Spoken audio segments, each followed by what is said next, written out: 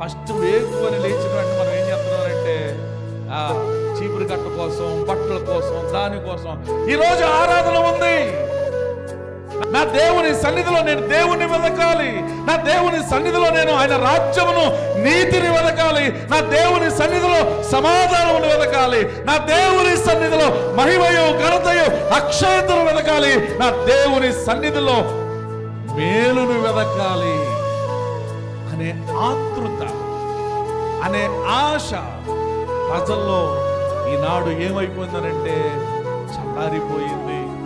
ఎందుకు చల్లారిపోయింది అనంటే ఈ రోజుల్లో కూడుకు కానీ, గుడ్డకు కానీ లోటు లేదు.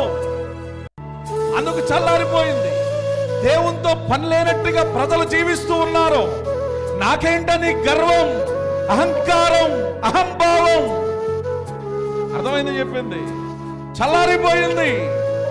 ప్రభుని వెదికే ఆశ పోయింది ప్రజల్లో. దేవుని సన్నిధికి పరుగు పరుగున వచ్చే ఆశ పోయింది ప్రజల్లో.